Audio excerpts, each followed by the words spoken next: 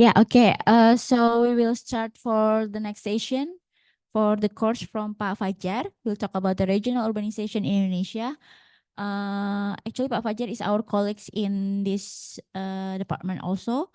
So Pak Fajar will, yeah, introduce himself after this. So please, if you have any question or discussion, etc., yeah, you can just like give the directly or maybe later. Okay, so thank you Pak Fajar for coming and please.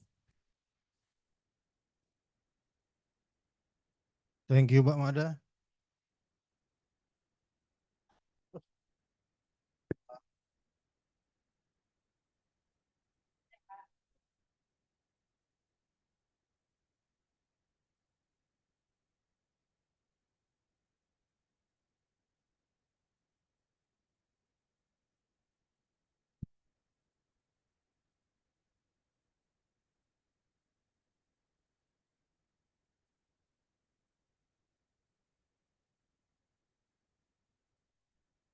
Okay, good afternoon, everybody. My name is Fajar Harimardiansyah, and I'd like to share something about regional urbanization in Indonesia. Well,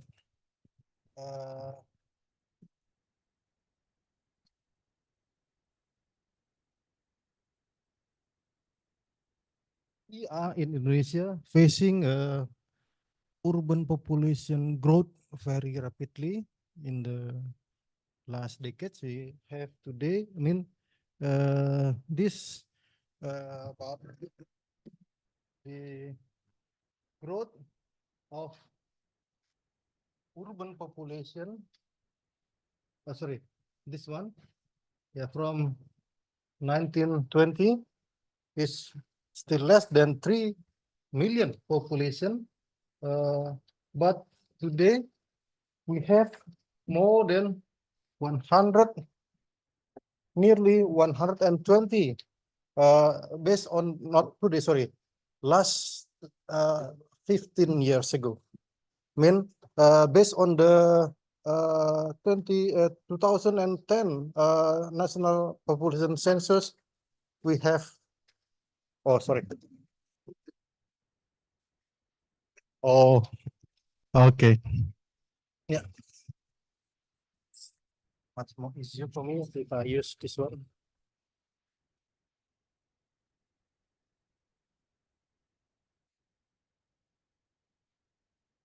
Kok nggak nyala? Apa ini? Lalu.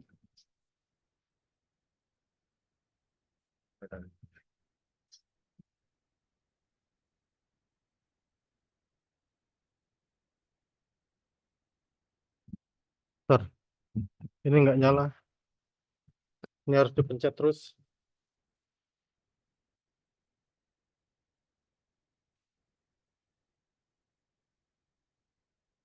Oh, okay.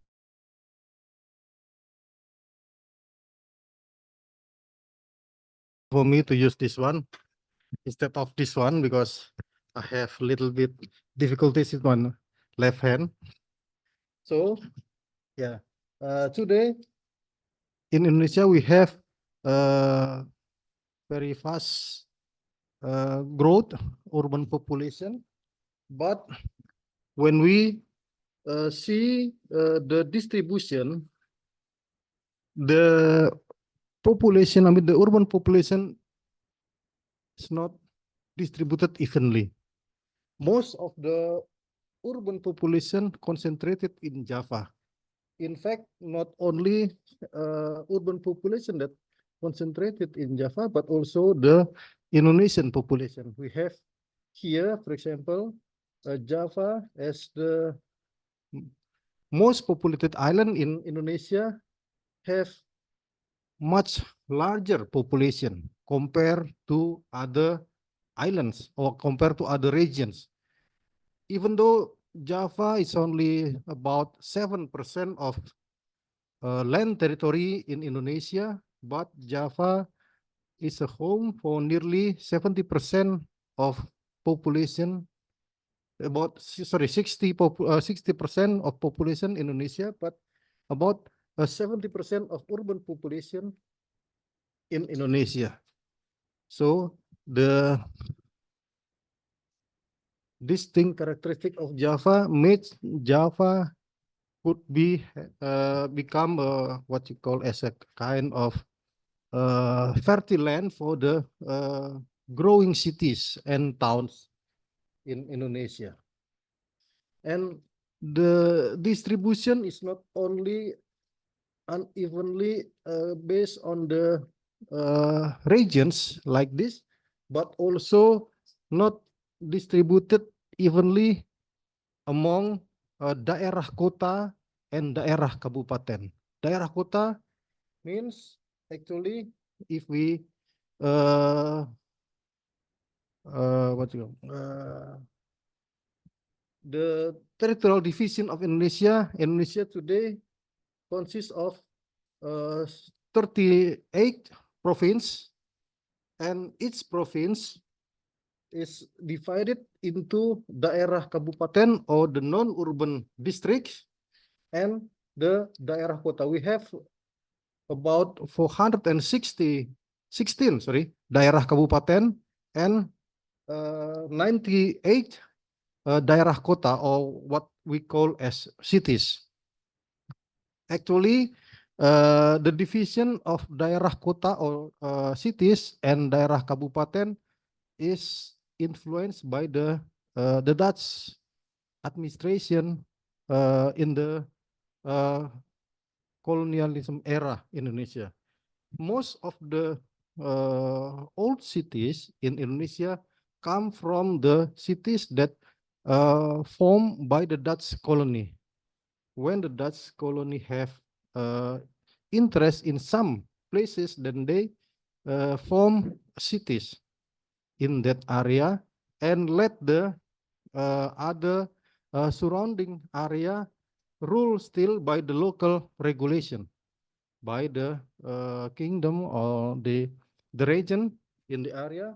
And yeah, we have so many what we call as the splitting process that increase the number of cities from 30 cities in until 1990 in the last, before the decentralization initiative in Indonesia. And today we have about 98 cities, but the 98 cities is actually including the 4 administrative city in Jakarta. Jakarta territory is divided into 5 administrative cities and 1 administrative kabupaten. Why do Jakarta have the administrative cities and administrative kabupaten? Because Jakarta up until now has the special regulation as its status as the national capital, but we don't know yet when the capital move to the IKN, whether the special regulation of Jakarta will be exist still or not. We don't know yet. And by this number, then we can imagine that most of our cities are surrounded by the kabupaten or the non-urban district. And there are some differences about the territorial division of the kabupaten and daerah kota and kota cities, even though they all divided into kecamatan as the sub-district, but in the lowest level, in the village level, in daerah kota or in the cities, there are only have what we call as kelurahan or the urban village. We call kelurahan. But in kabupaten, we don't only we don't we don't have only the kelurahan, but also we have what we call as villages or desa, and not all of the desa become the rural villages today. Many of them has been transformed into what I said as the urbanized village. Our statistic Indonesia classify those villages into two classification: the urbanized villages and non-urbanized village. And from that classification, we could identify how the towns in Kabupaten are growing. And this, sorry, oh la la. Yeah, from these tables, for example, we can see that there are what you call the switching situation about the proportion of the urban population in kota and in kabupaten. Before 1990, for example, here we can see that the kota has more number of urban population, but after that we have a switching. What is the term in English? I'm not sure. Is it switch to, or yeah, we have a change. Yeah, a change, a changing from kota as the main arena for urban population to the kabupaten as the main arena for urban population in Indonesia.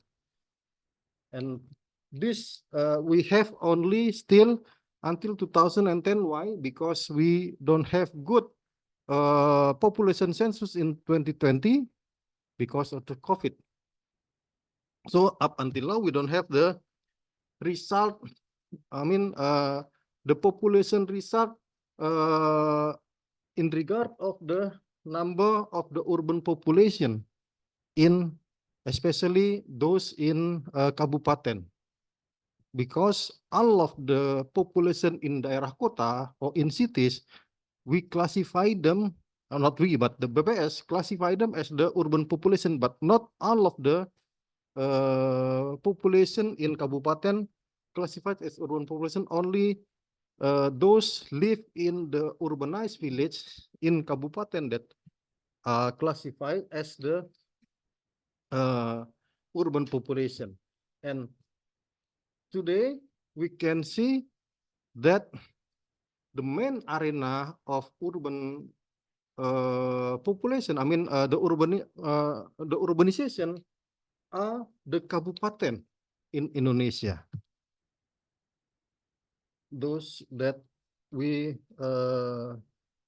call as as a non-urban district. This is the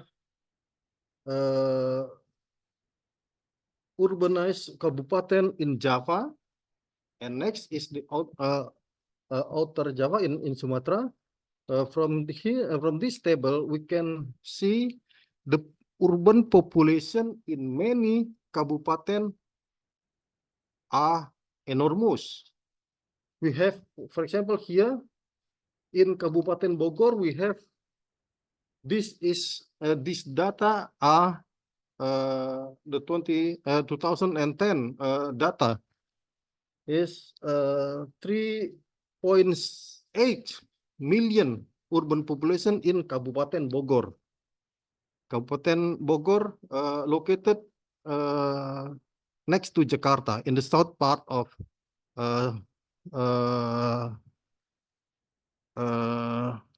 surrounding Jakarta.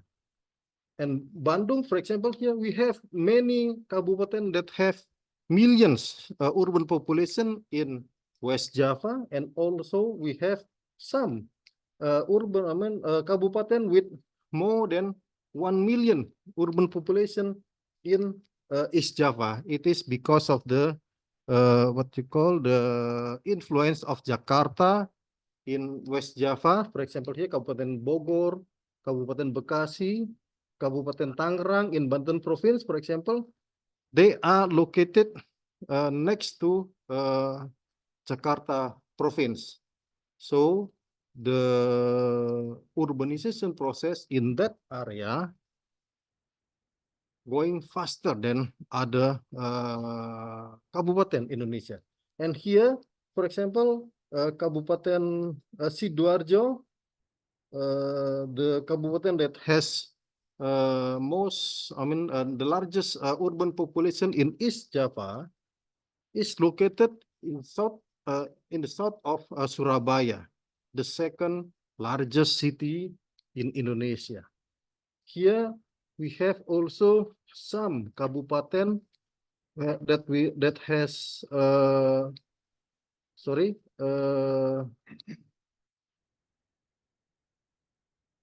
large percentage of urban population compared to the total population. We have, for example, Deli Serdang of North Sumatra, a kabupaten next to Medan, have 1.4 million urban population. They have 22 kecamatan or 22 sub-district and 11 urbanized kecamatan.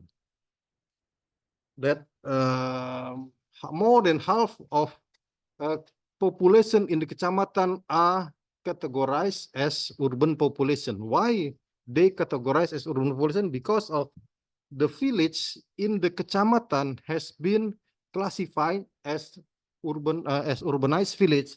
So the population are classified as the urban population.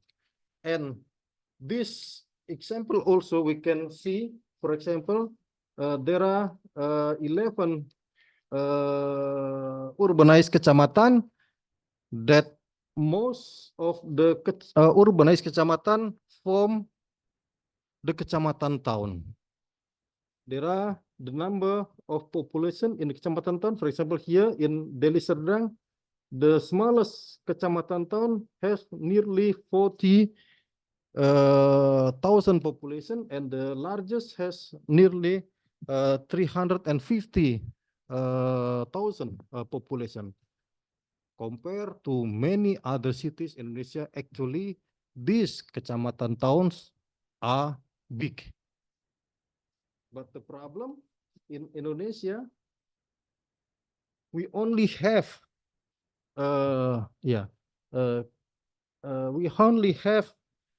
the legal status for the urban areas only for those classified as cities.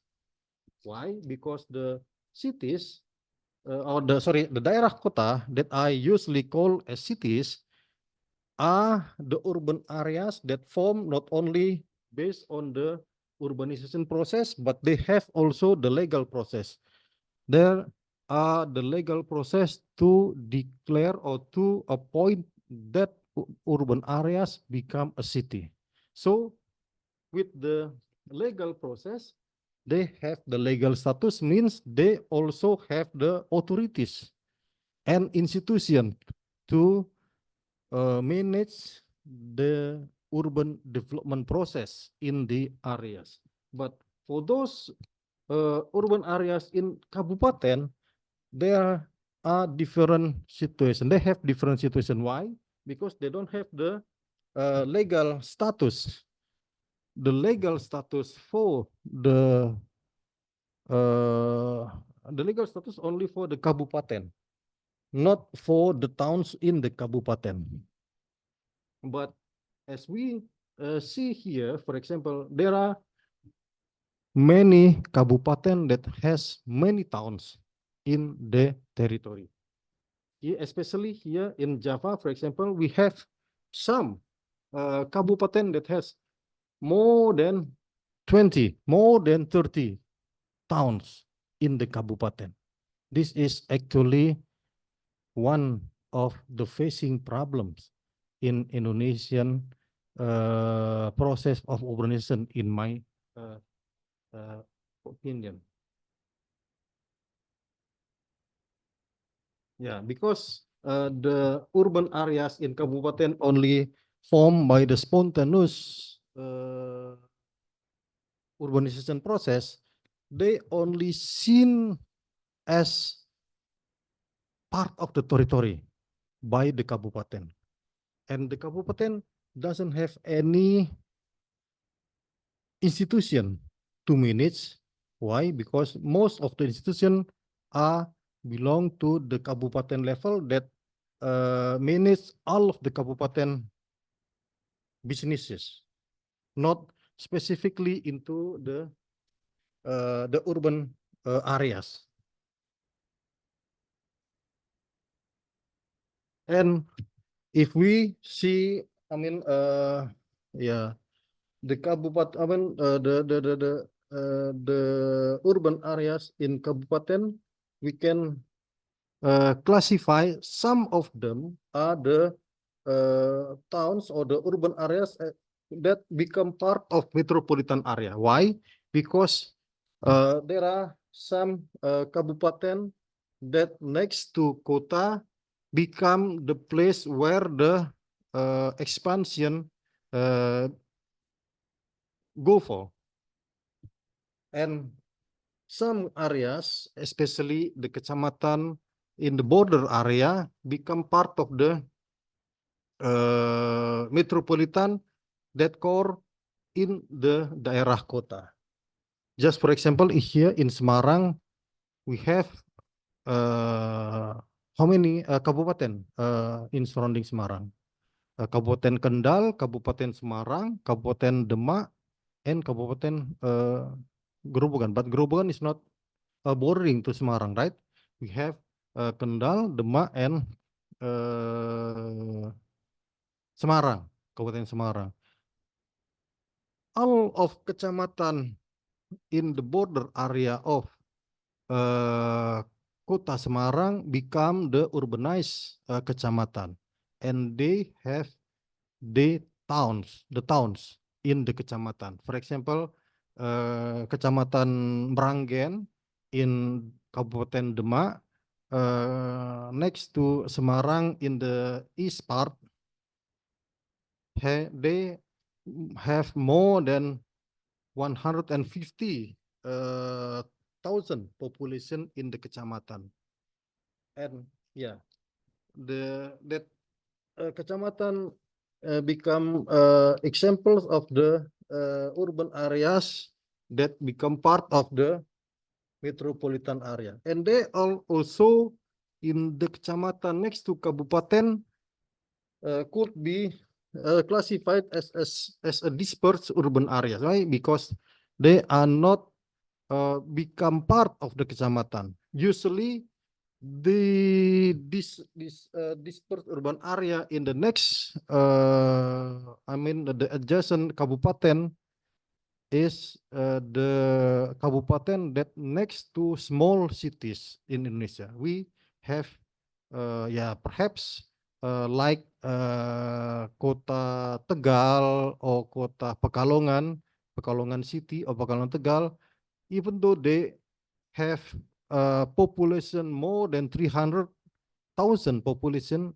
still could be considered as small cities in Indonesia. Why? Because we have many cities that have more than million population. Semarang, for example, we have 1.6 or 1.8 million population today. And also Bandung have more than 2.5 million population. We have, even though actually we have on less than 15 millionaire cities in Indonesia, but yeah, most of them located in Java. So cities like Pekalongan or cities like Tegal that has population around 3,000 population, 300,000 population, sometime in our mindset consider as small cities. And there are also the kabupaten that non-adjacent that we have like what you call as dispersed urban areas, and some of them become what regional centers. Like for example, Kota Purwokerto in southwest of Central Java in Kabupaten Banyumas. The towns, Purwokerto towns, have about 300,000 population, but it is not a city. Why? Yeah, because in my opinion, it just because they don't have the history as cities.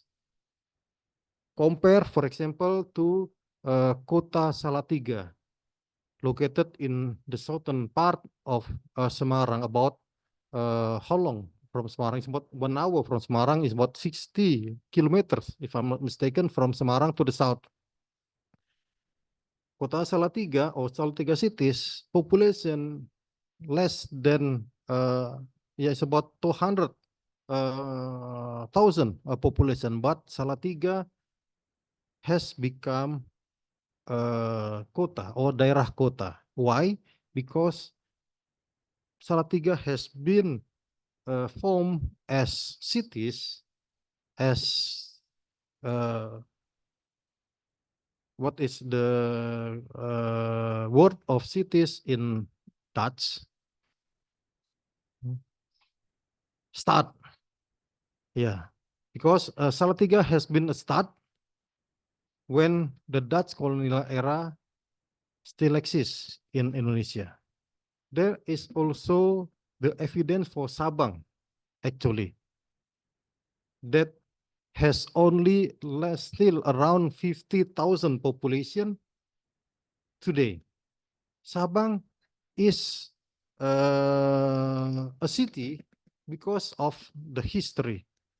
But like Purwokerto, it is not a city, but it is still a town or urban areas in kabupaten that has no urban governance institution in the area. So this situation, the growing towns in non-city space, urban areas, actually bring challenge to Indonesian urbanization process, how to manage, how to these urban areas could be have urban development institution.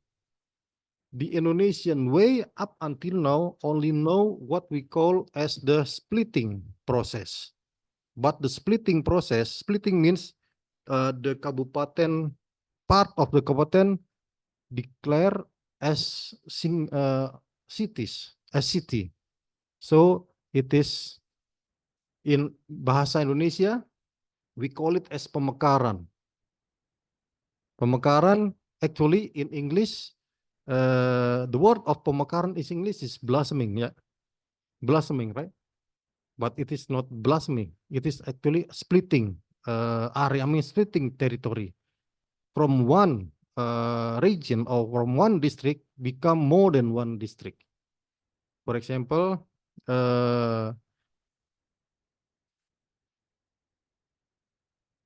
the pemekaran or the splitting could be happen not only in kabupaten but also in province. 20 years ago, for example, the West Java province has been split into two provinces, the West Java itself and Banten province. So they become two provinces.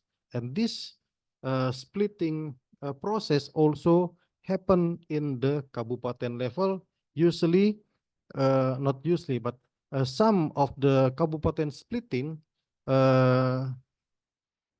give birth to the formation of cities. But today we don't have the other way yet to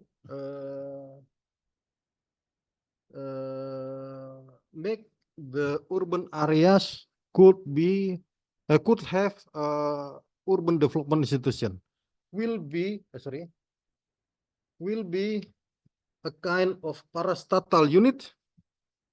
Some new towns usually that drive by the private urban developers, like for example, there are new towns in surrounding Jakarta, for example, the Cikarang new towns, the Alam Sutra new towns, and there are many new towns surrounding Jakarta, and most of them has a kind of parastatal unit, even though they are not declared by law.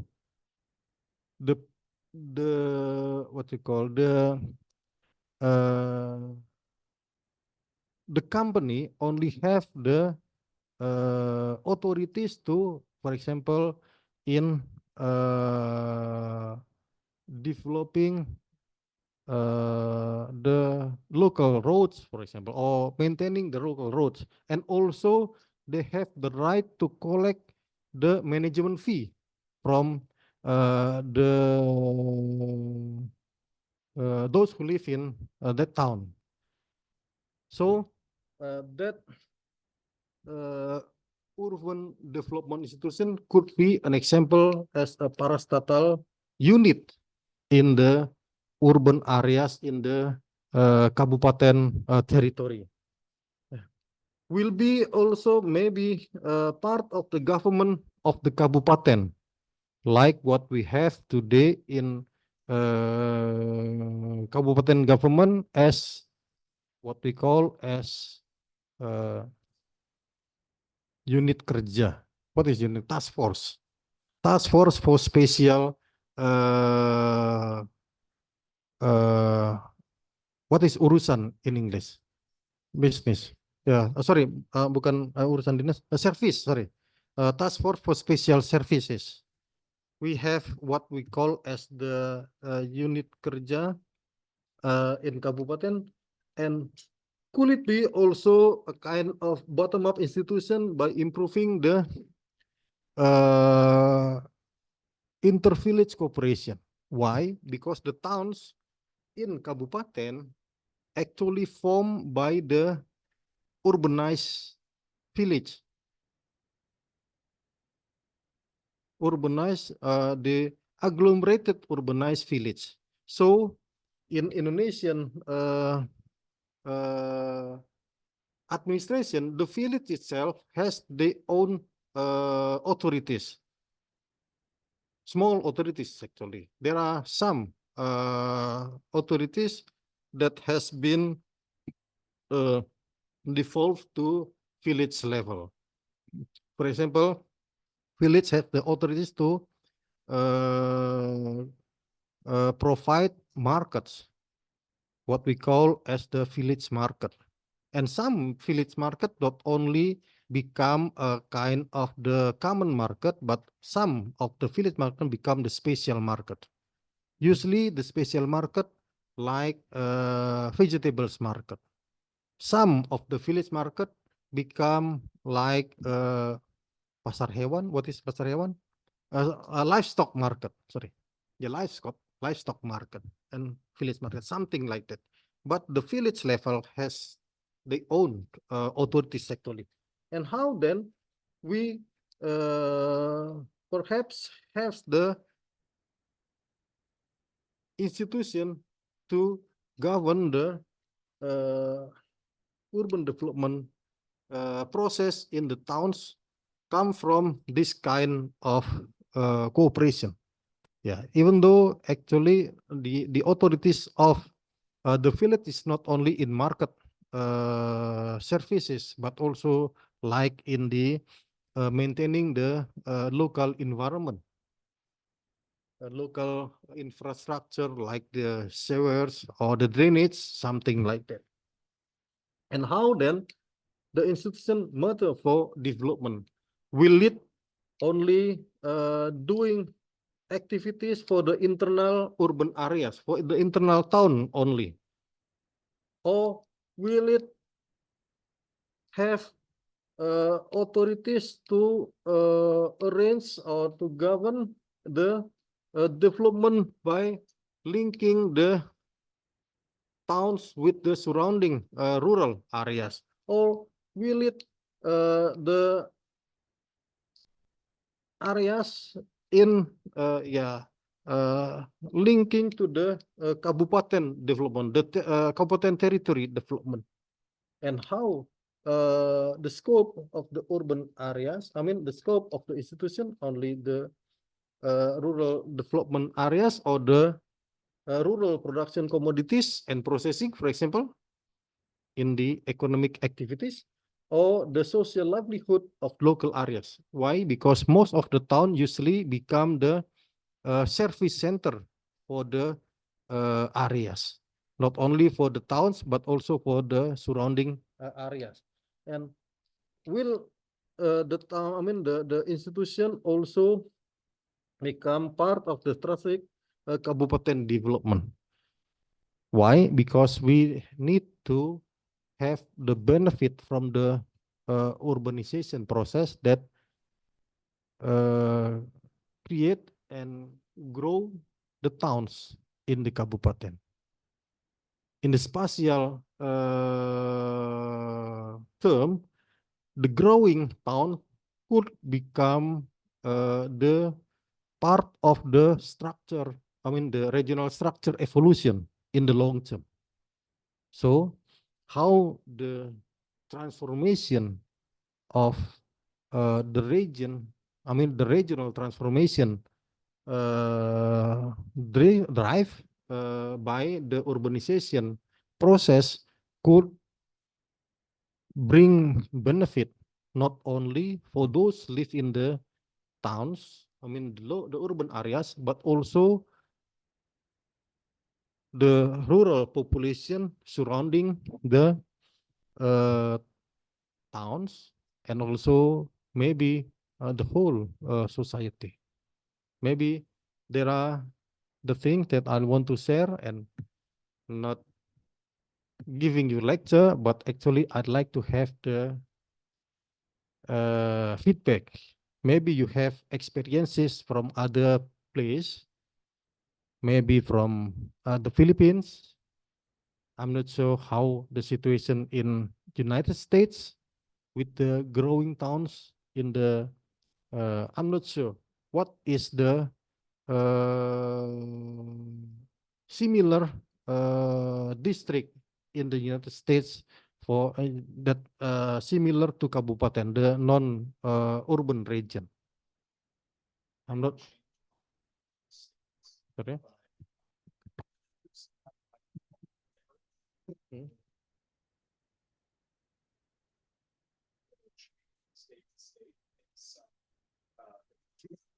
Sorry, Bang Wada nggak kedengeran.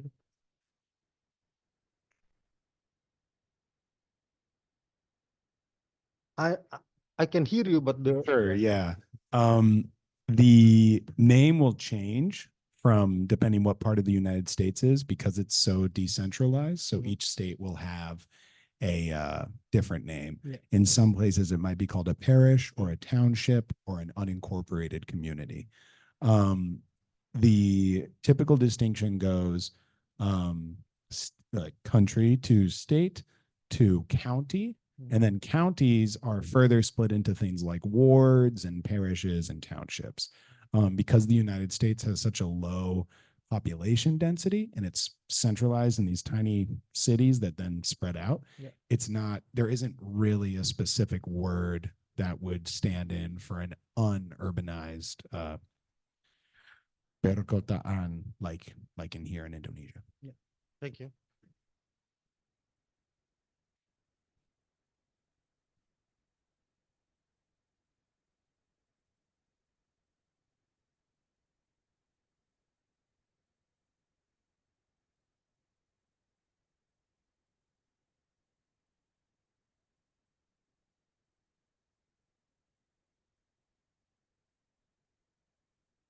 So somehow similar to the States because the Philippines was colonized by the US. So we adopted their system from actually urban planning. We've adopted it as well.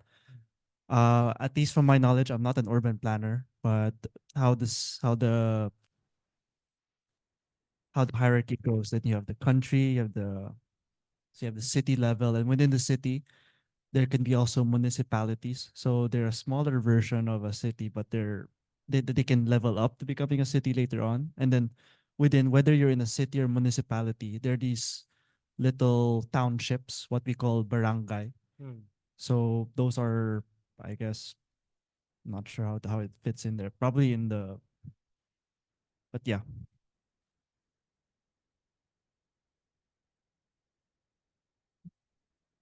Yes, they'd be under urbanized villages. So barangays, they're not really, they can be an urbanized village or a non-urbanized village. We don't have really a distinction between the two.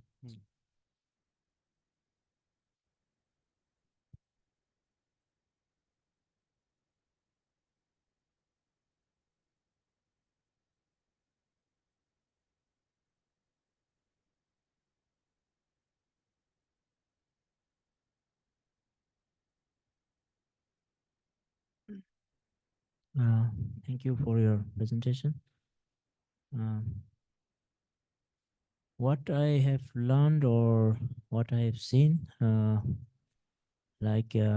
the US, uh, and in the suburbs, I mean at the periphery of the main city, they really have the issues of urban sprawl. They have a lot of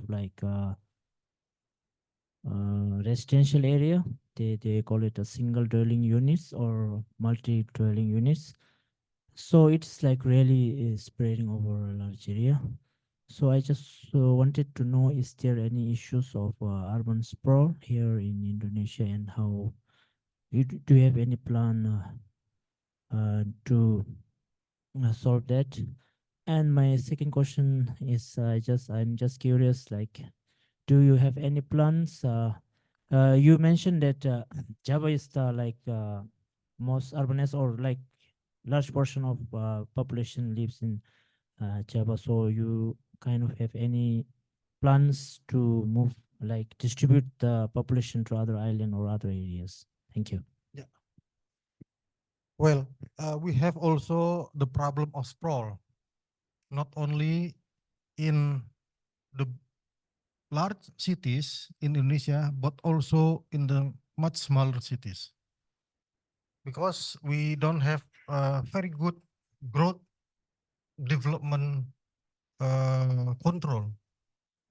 And because of the decentralization initiative, then the urban development become the part of the authority of the local level, the kabupaten and the kota.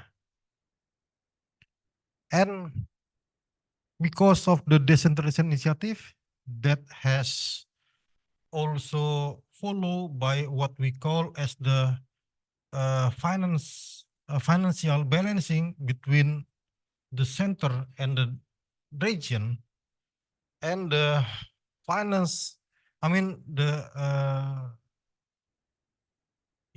financial source that goes to the kota and the kabupaten also depend on how much the population and also on how much the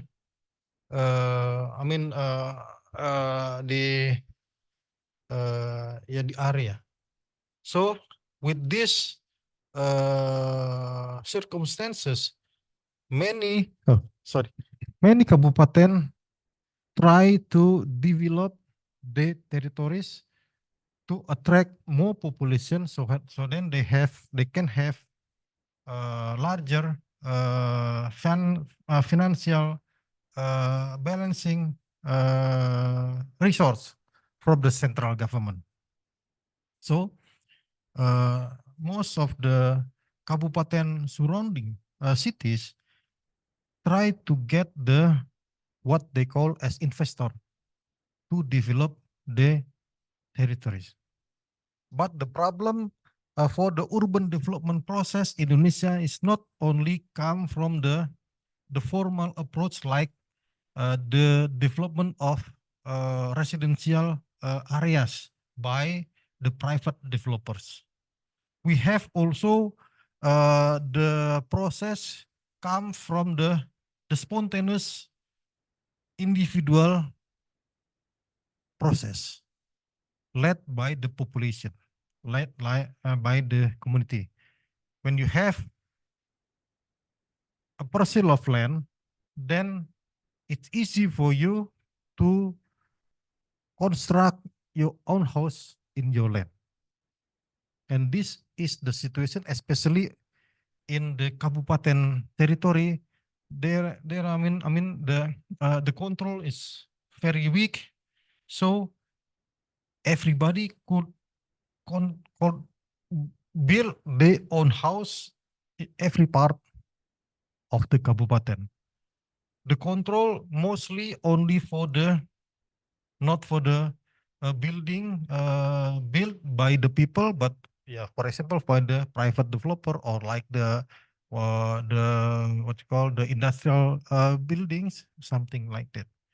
So the sprawl in Indonesia, in many kabupaten Indonesia, not only drive with by the private developers, but the combination of the private developers and the population, the society, that what we call that we can say it as the fill-in development. The development in the area between the real estate complexes. And this situation is happen in many part of the, mostly in the adjacent kabupaten, even though the kabupaten next to the what I said before as small cities in Indonesia. That is the, but I'm not, I don't remember your second question, please. Sorry. Oh, yeah. We have the effort to distribute, to have better distribution of population in Indonesia.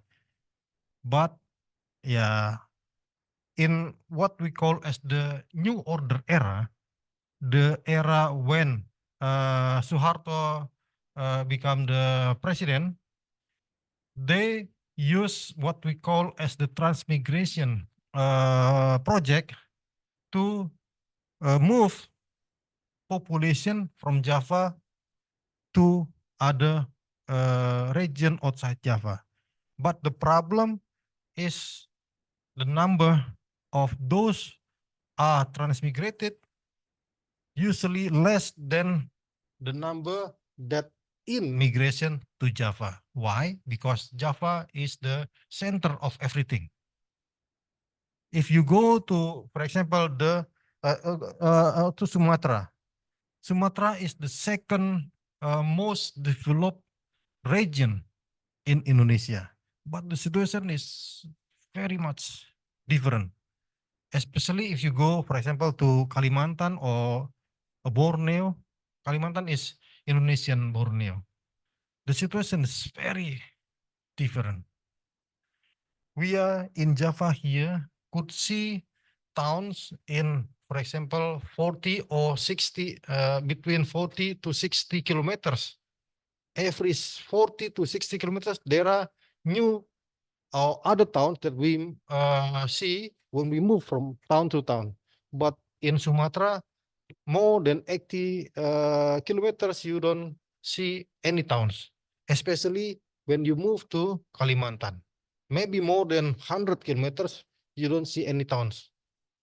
The situation is very different because of the development history in this region. Java is the most populated because we have what we call as um, uh, uh, Dendles, apa namanya? Jalan raya Dendles. What they call as the postweg. The road postweg in Java developed by Dendles, the Governor General of Java in 19, sorry, not 19, but 18, if I'm not mistaken, 1807. And in 1809 to 1811, they developed or built the road postweg or the great post road along Java. And the second, the road postweg become the main, the embryo for the Trans Java, not toll road, but the Trans Java regional road today. It was built for first in 1809 to 1811 in the colonial era. In Sumatra, as the comparison, we built the embryo of the Trans Sumatra regional road in 1965 that finished in 1975. We have very long time gap. Until now, we don't have the Kalimantan, Trans Kalimantan regional road yet. We have just in the recent years for the Sulawesi regional, the Trans Sulawesi regional road. We don't have the regional, the Trans Papua regional road yet until now. So the situation is very different among the regions in Indonesia. That's why Java become the most populated island, even though Java is the smallest of the 5 big islands in Indonesia. And because of the the high density of population, Java become the place where the towns can easily grow. And in my opinion, the towns in Kabupaten will influence or will create the future of urban dynamic in Indonesia. The future of urban masa depan perkotaan Indonesia, the future urban, maybe urban life will be highly influenced by the situation in the towns of the Kabupaten, because the towns of Kabupaten become the main arena for the urban population growth since 1990 actually, and growing faster today, supported by the advance of technology, transportation technology, information technology, and today we have also the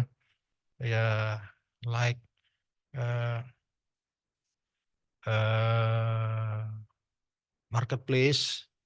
You can buy anything from the web, from the internet. So how then we can get benefit from this transformation, the spatial transformation in Kabupaten actually? This is the question.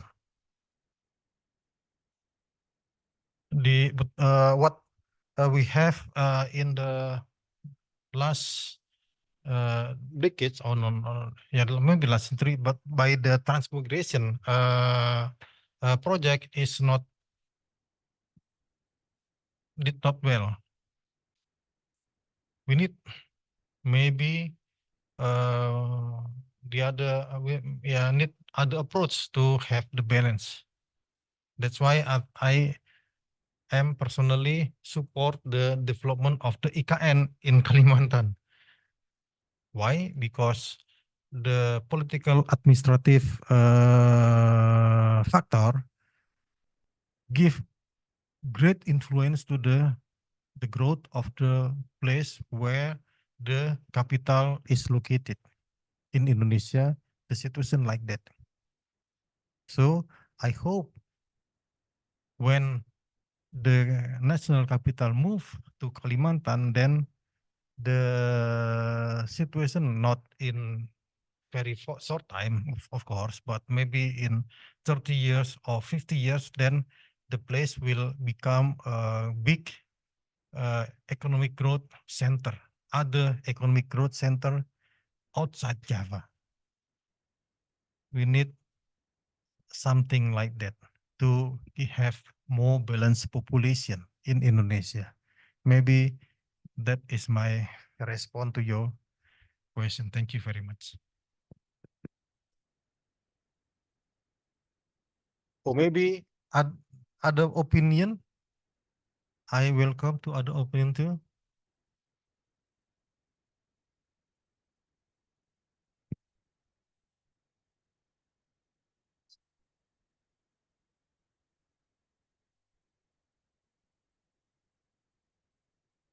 Considering EKN, Mhm.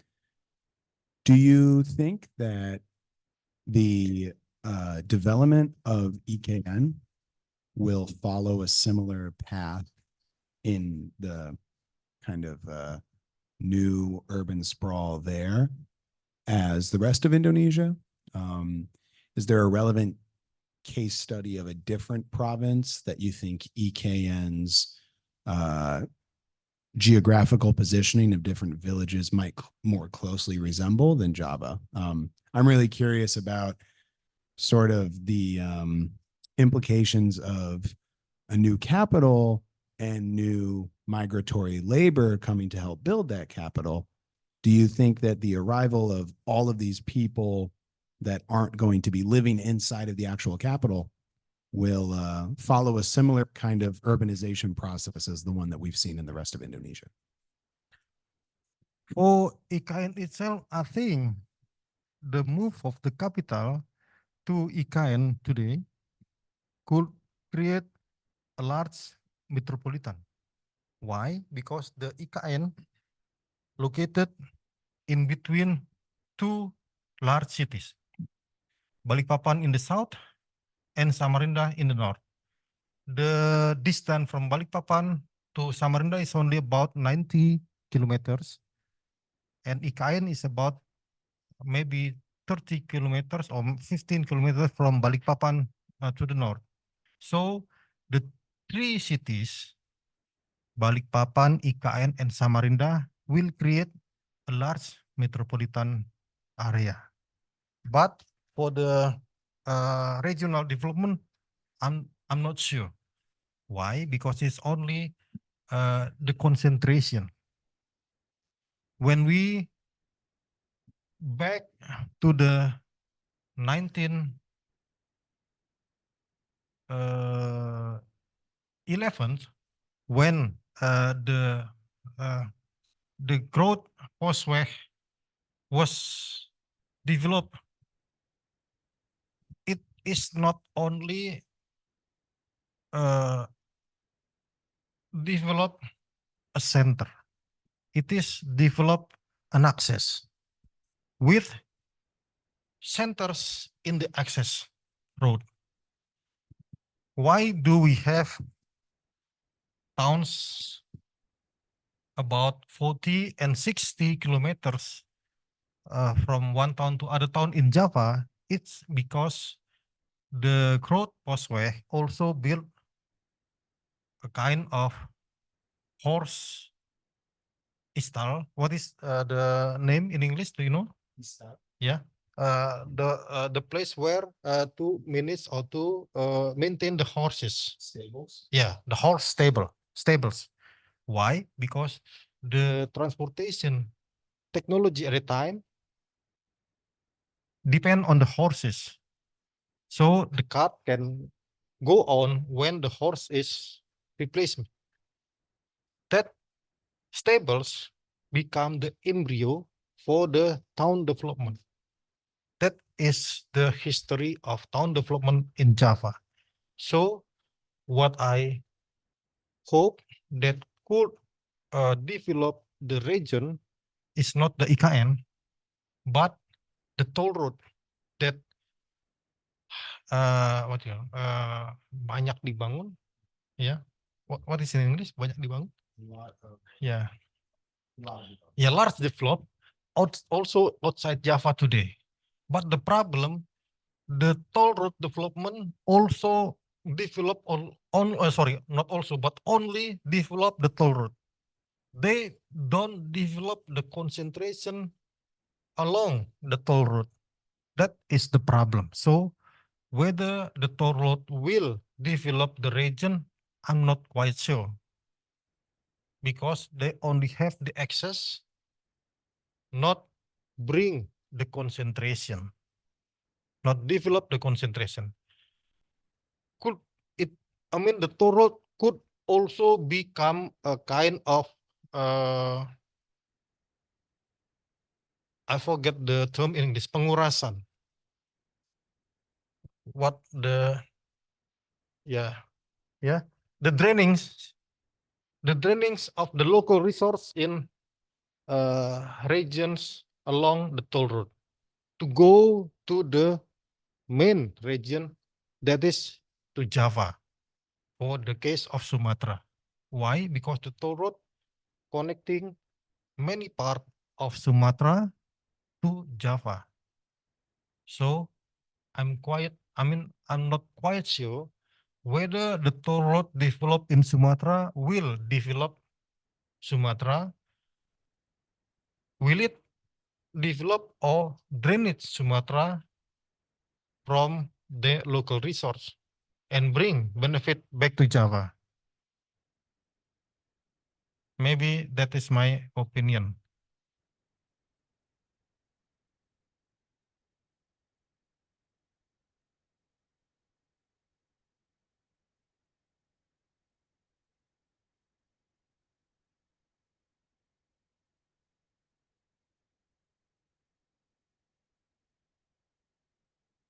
Ada anunya?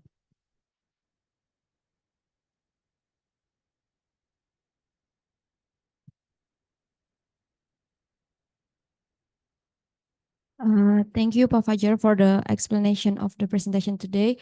What I want to asking to you is, as we know, the massive urbanization in Indonesia, especially in Java. So how to develop the healthy urbanization and progressive as for the integration of urban and rural areas?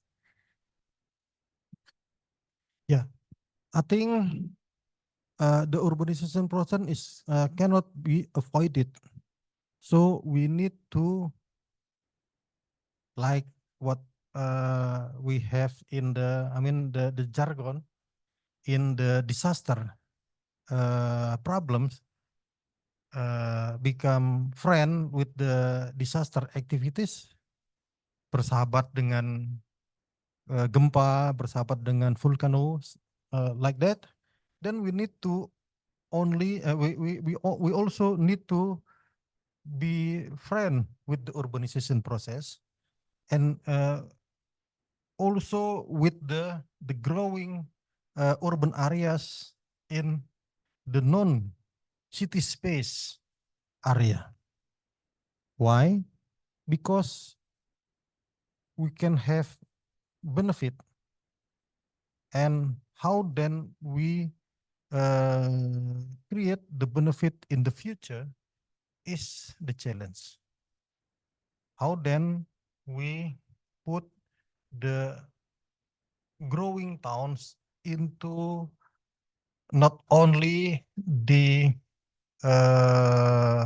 service center, not only center for the public services, but also for the economic activities in the region is the challenge. Up until now, in Indonesia, the town are only focused as the service for the public services, for the educational services, for the health services, and something like that. I mean, in the planning activities, the planning activities only focus on the create how the towns could be the service for the public services, but how the town could be the place to do the economic services. The economic services, what I mean is doing the industrialization of the local commodity, changing the raw materials produced in the rural, the surrounding rurals into more advanced commodities, not only, yeah, perhaps at least the process product that have more benefit, have more competitive condition for the market. That is, I think, the challenge.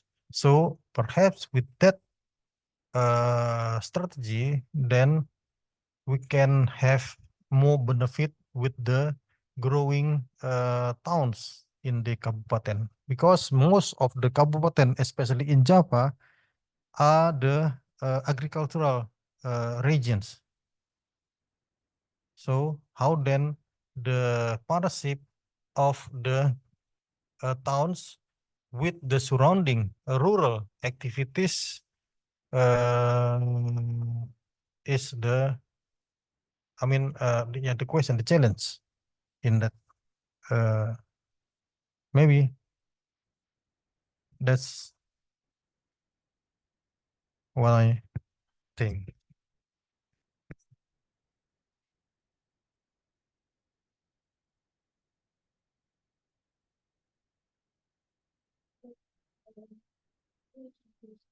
Yeah.